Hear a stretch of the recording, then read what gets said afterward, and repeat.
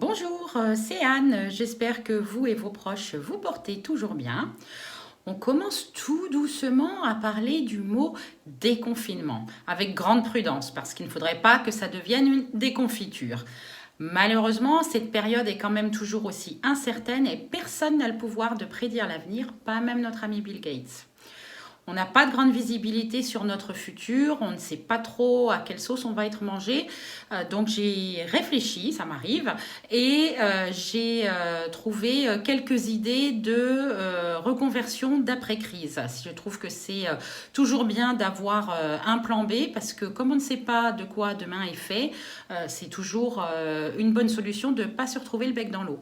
Au pire, le plan B ne sert pas si l'économie repart sur des chapeaux de roue, et c'est tant mieux.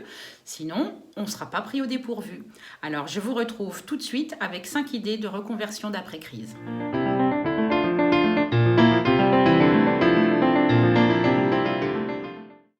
Alors, la première idée qui a certainement effleuré l'esprit à beaucoup d'entre nous, c'est de basculer dans le monde du coaching, du consulting et de l'apporteur d'affaires. Donc, en premier lieu, le consulting. On a tous indubitablement un ou plusieurs domaines d'expertise et on a la possibilité de proposer ces domaines d'expertise en tant que prestation de services auprès d'entreprises qui ne voudraient ou ne pourraient pas embaucher des personnes ayant nos compétences. Donc ça, c'est le premier point, le consulting. Le coaching qui est à peu près la même chose que le consulting, sauf que pour faire un résumé vraiment sommaire de la différence, c'est que le consultant propose des solutions alors que le coach vous amène à trouver vos propres solutions, mais l'idée générale reste la même. Donc coaching, développement personnel, finance, relations, reconversion professionnelle, etc., etc.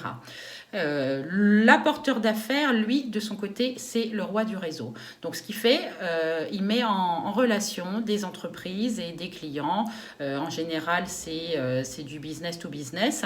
Et il prend une commission pour mise en relation auprès de l'entreprise fournisseur. Donc voilà, ces 3 points-là sont déjà, pourquoi pas, des bonnes idées à exploiter. L'investissement est nul, quasi, hein, donc c'est encore mieux. La deuxième idée, c'est les métiers du web. Donc on a la possibilité, grâce à YouTube, grâce à des formations qui sont maintenant gratuites ou vraiment très soldées, on va dire, pour être webmaster, webmarketeur, graphiste, photographe, retoucheur de photos. C'est incroyable, tous les métiers qu'on peut exercer sur le web et qui sont pareils que l'idée numéro 1, l'investissement est quasi nul. Après, c'est sûr que si vous voulez vous faire connaître, il faut un site internet ou quelque chose comme ça pour que vous ayez une vitrine, si on peut dire. Mais l'investissement de base est vraiment light. Donc, c'est une excellente idée d'après-crise. Ça ne ruinera pas le peu d'économies qu'on pourrait tous avoir encore à l'heure actuelle. Le troisième plan que je vous propose, c'est l'assistance virtuelle. Bon, on en a déjà parlé plusieurs fois, mais c'est vrai que même si c'est pas encore trop développé en France comparativement aux États-Unis ou à l'Angleterre, les métiers d'assistant virtuel sont vraiment en expansion. L'avantage, c'est que encore une fois, ça peut être un coût maîtrisé pour l'entreprise parce qu'elle n'est pas obligée de prendre quelqu'un à temps plein. Elle peut effectivement déléguer certaines tâches à une assistante virtuelle ou à un assistant virtuel, mais c'est des métiers qui ont vraiment de l'avenir, surtout à notre époque où on a dû tous se mettre au télétravail, etc., alors que l'assistante virtuelle est déjà en télétravail depuis qu'elle exerce. Donc pour elle, c'est vraiment de l'habituel, quoi. Donc ça peut être encore quelque chose à envisager. Si c'est un sujet qui vous intéresse, je vous invite à me faire un petit email. Je mettrai mon adresse sous la vidéo. Je suis en train de préparer une petite formation sur comment devenir une assistante virtuelle. Alors, j'ai tout mis au féminin, mais les hommes sont les bienvenus aussi. Donc je pense que tout sera prêt d'ici peut-être un mois et demi, 2 mois. Donc voilà, faites-moi un petit message et je vous explique tout ça par email. La quatrième idée que je vous propose, c'est une idée sur laquelle je vais moi-même me pencher dans peu de temps, c'est le blogging avec des produits d'affiliation. Donc l'affiliation, c'est quoi? C'est tout simplement vous proposer à vos lecteurs ou à votre audience ou vos contacts des produits et en contrepartie, vous touchez une commission sur les produits vendus de la part de l'entreprise. Donc c'est assez intéressant. Il y a de toute façon tout un tas de plans affiliation qu'on peut trouver. Il y a beaucoup de marques qui aiment avoir plus d'exposition, donc qui sont tout à fait ouvertes à vous proposer de l'affiliation. Donc c'est quelque chose qui peut être assez intéressant. C'est vrai que encore une fois, l'investissement est voisin de zéro. Il vous suffit juste de trouver des produits que vous avez envie de distribuer à vos lecteurs ou à vos abonnés et de contacter le fournisseur. Ensuite, c'est que de la paperasse et du blogging justement, puisque le but c'est de se faire connaître le plus possible. La dernière idée du jour, c'est de devenir animateur ou animatrice de formation.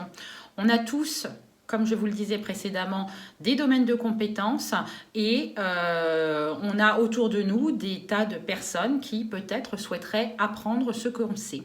Donc pourquoi ne pas combiner les deux et proposer de la formation? Vous pouvez également vous rapprocher des organismes de formation en leur proposant d'animer des formations pour eux. Ça, c'est ce que je fais, ça m'arrive régulièrement aussi. Et c'est également une bonne technique pour diversifier ce que vous savez faire et ne pas vous retrouver pris au dépourvu si jamais l'économie ne repartait pas aussi vite qu'on l'espère. Donc vous savez maintenant ce qu'il vous reste à faire. Il faut empoigner un papier, un crayon ou votre ordinateur et lister tout ce que vous savez faire, tout ce que vous avez envie de faire, tout ce qui pourrait éventuellement devenir un métier, une carrière.